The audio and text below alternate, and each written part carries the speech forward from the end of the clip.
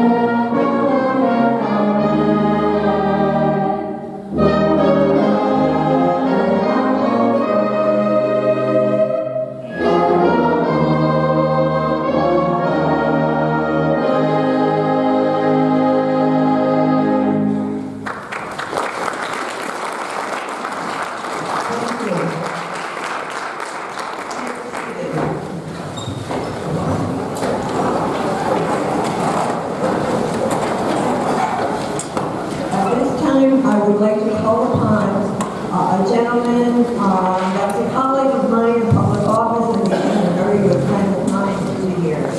At this time, our town administrator, Paul.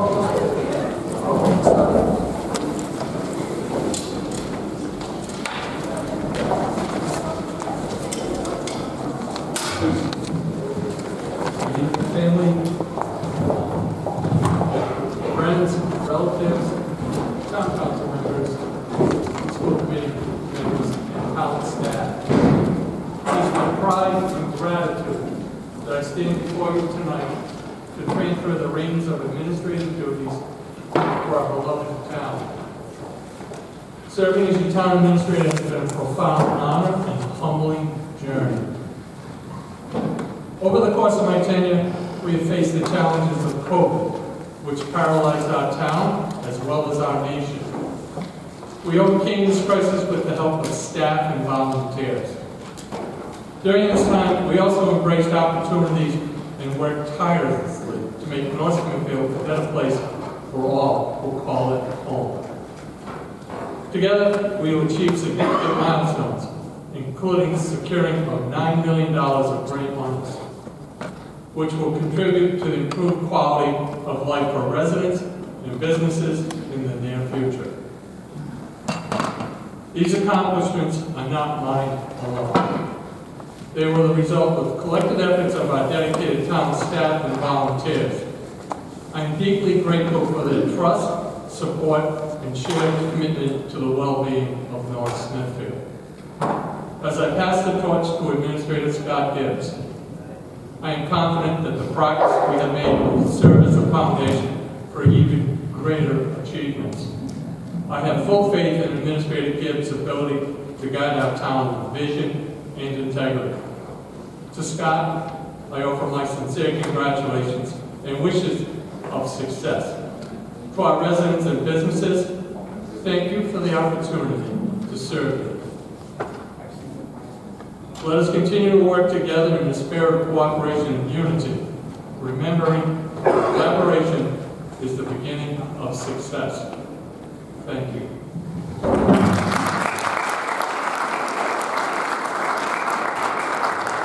Thank you, Paul. At this time, I would like to introduce our guest speaker for the evening, an officiating officer. And just a little bit about the general. He said I could say that. He was appointed by former Governor Alman in 1995 to be the Adjutant General and Commanding Officer of the Rhode Island National Guard. And he's the only Adjutant General from Rhode Island to serve his entire career with the Rhode Island National Guard. He oversaw the training, equipment, and deployment of 3,500 troops in support of Operations Noble Eagle, Enduring Freedom, and Iraqi Freedom. And that was the largest deployment of Rhode Island National Guard troops since World War I. The General won numerous military awards: the Distinguished Service Medal, the Legion of Merit, the Army Commendation Medal with 2 oak leaf clusters, the Army Achievement Medal with 6 oak leaf clusters, and the National Defense Service Medal. He retired in 2005, and he is now with us tonight to be the guest speaker and officiating officer. I call to the podium General Centracchio, and thank you for your service.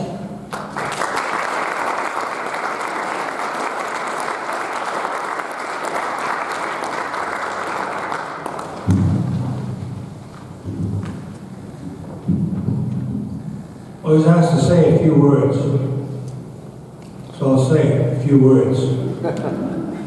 Any questions? First of all, I want to tell you how I appreciate being asked to be part of this. My greatest memories are right here in North Smithfield.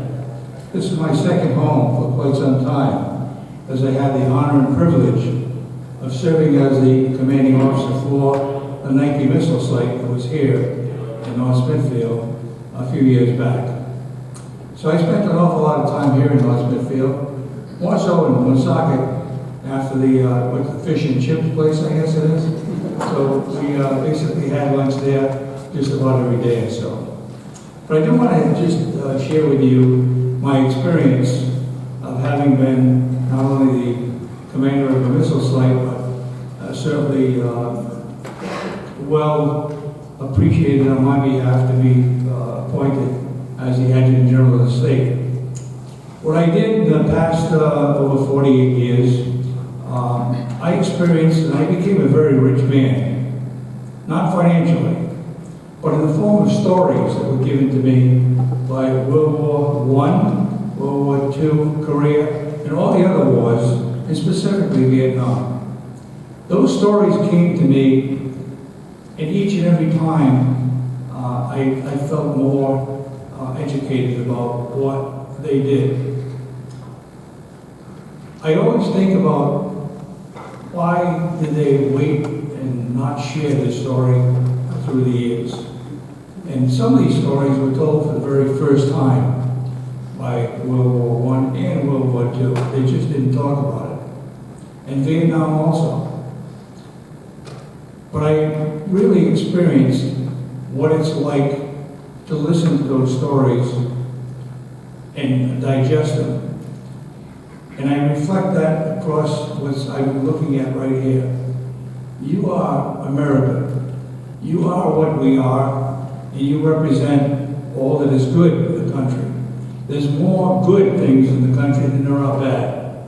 And if you take the time to spend on trying to focus on that, all you need to do is look at the person sitting next to you on your left side and on the right. That is who we are. And I can't begin to tell you how important that is for us to get back on that track.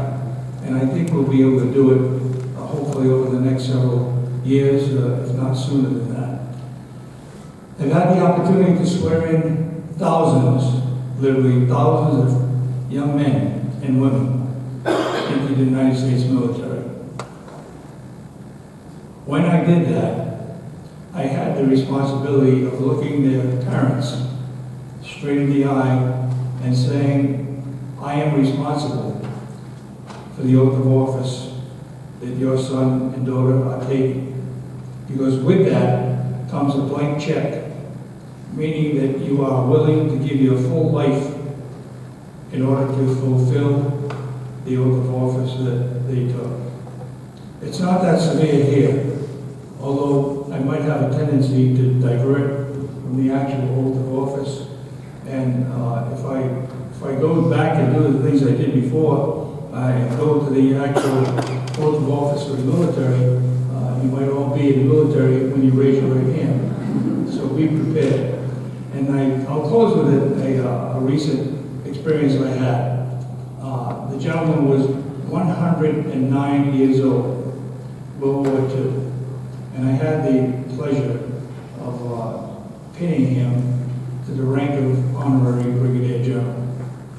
And with that, the present adjutant general, General Chris Callahan, and I signed that order for him. But I said, there's too much verbiage in this, so let's get right to it. Said, and Senator Reed was there, and he pinned the individual with a star. And I'll end it with what I ended it with them, with him. And I said, look, there's a lot of verbiage in this. The oath of office goes for quite some time, so let's cut to the quick. Henry, need to go home, find your boots, shine them, and get a damn haircut. And you report for duty Monday morning. So that could be the case here. So if I get off the talent of reading on the actual oath of office, I'll ask you to raise your right hand and you report to Fort Dix Monday morning. Is that fair enough? So with that, I thank you certainly for your, whatever you would call it, to be able to put me up here and have the kind of credibility that so you place upon me. So with that, I think the next step is we get into the oath of office for... Can we have Scott Gibbs come forward, please?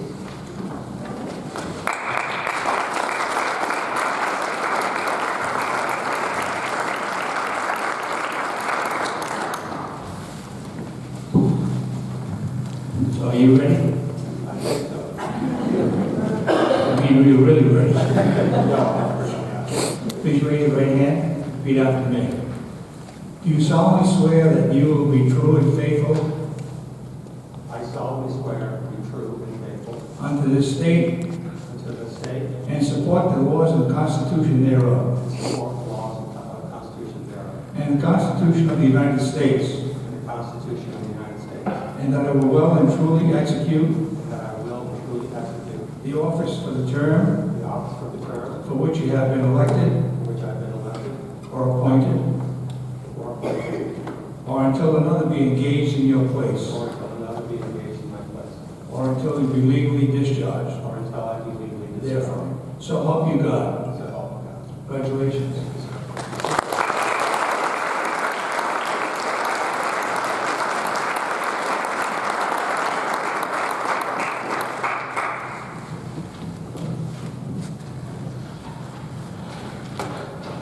For those of you who know me, it is very dangerous to give me a podium. But I'm going to try to do my best to keep it very short.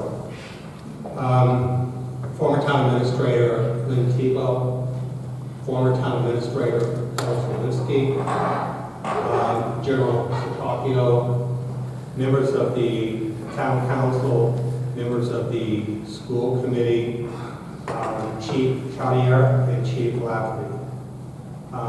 Thank you. I am incredibly humbled to be elected as this town's administrator. I wanted to take a second, however, to recognize the other candidate for town administrator, Beth Newberg.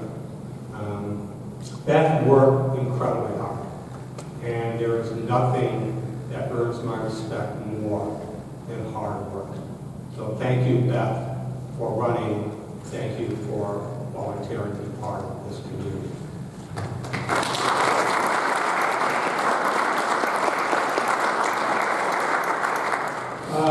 To Paul and Noreen. Paul and Noreen, thank you very much for your kindness, for your openness, for your civility as part of this transition. And I did make a comment while we were waiting to come in. I've never seen the two smile so much as I have seen tonight. But most importantly, I want to thank my family. I want to thank my wife, Liz, my son, Colin, Ian, and Ainsley, my daughter-in-law, Mandy, my other kids' partners, Nick and Kaylee, and most importantly, my granddaughter, Issa Camille, because we all know that she rules the roost. To the women and men who work for the administration, I am committed to earning your trust and your respect. I will lead by example, embracing the principles of respect, communication, collaboration, and professionalism. I look forward to working very, very hard with you to make this the best town hall in the state of Rhode Island. To the town council, divided we fall, together we succeed. I promise excellence and transparency, responsiveness, accountability, and civility. The administration promises to excel in providing information, analysis, and collaboration in support of your deliberations. Most importantly, to the residents, taxpayers of this great town, I work for you, make no mistake about it. My door is open for you to come in, share your opinions, your ideas, and yes, even your criticisms. Through life, we hopefully have been blessed by having the opportunity to work with people who have touched us. And that carries throughout our life. I've had two examples. First was Herb Miller, who was the chairman of the Economic Development Foundation of Rhode Island when I was hired in 1984. And I remember her confronting me in the hallway outside after a meeting. And he basically was a nose-to-nose with me. Now, one would think maybe he's being aggressive. He had really lousy hearing. But he looked at me and he said, if you don't agree with me, if you have different opinions, I want you to challenge me. I want you to fight me all the way. But when the decision is made, there's only one agenda, and that's the agenda of the organization. The other one was John St. who was president of this town for years. John came into my office after a board meeting, and he opened it up by saying how impressed he was with my leadership and my ability to manage a meeting. Now, if you know John, he's the consummate politician. So I knew he was setting me up for something. And he ended up looking at me and he said, do yourself a favor going forward in life. Eliminate two words from your vocabulary. That is, I and me. And replace it with we and us. And these are two men that touched me. Unfortunately, they're not there with us anymore. But those are the kinds of lessons that I've learned that I want to take into my new role as the town administrator. And finally, Gail Burlinghoff. Is Gail here? Gail gave me something a couple weeks ago. She gave me a money clip, and it had the insignia of North Smithfield on it. It was the money clip of her late father, the former Arthur Denomi, who was town administrator of North Smithfield. I kind of laughed when Gail gave it to me, and I said, knowing Arthur, this money clip probably held the first dollar he ever made. Because he was without a question the most frugal person you'll ever want to meet. But what he was also was a stoic leader and someone who was the consummate professional. And I will carry this money clip in my pocket for the next 4 years to remind myself